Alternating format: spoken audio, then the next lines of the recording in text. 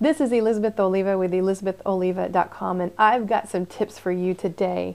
3 ways to help you connect with anyone in 90 seconds or less. So when I began in network marketing, I was pretty bad in these areas, but I thought I was really good, and those around me were the people telling me that I would be great at this. And the reason is because I had sales experience, and they thought this was a sales job, and a lot of people do when they're looking from the outside into network marketing, but it's really not about that at all. So definitely had to learn some skill sets. And so the first one that you want to learn is smile. Make sure that you are smiling when you walk up to someone. Even if you're on the phone, you definitely need to smile because they can feel it through the phone. So this thing right here, absolutely need to smile.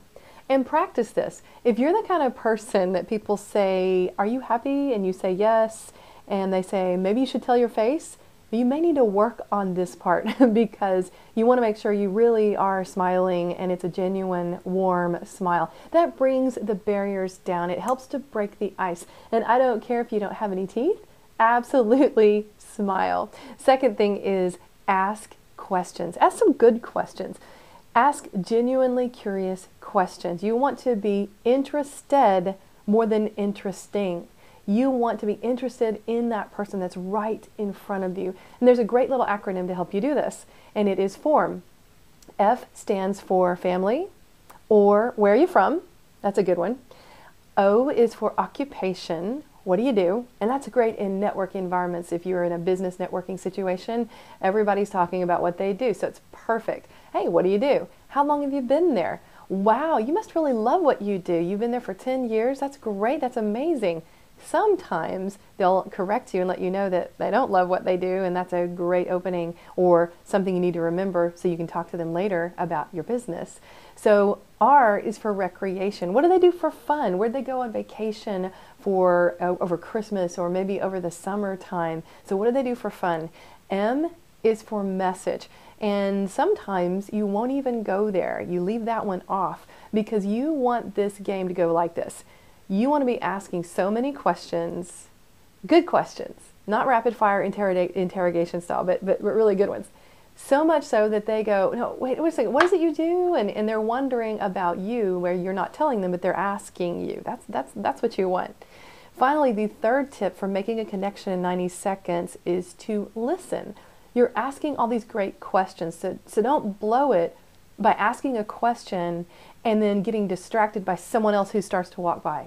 Don't do that because it shows them that they are not the most important person at that moment. They need to be the most important person right then. When you are asking those questions, listen. Most people really don't understand the art of listening. They're usually just barely listening enough, and they're really thinking about what they're about to say. And that's not just salespeople, it's actually all kinds of people that do that. Don't do that though.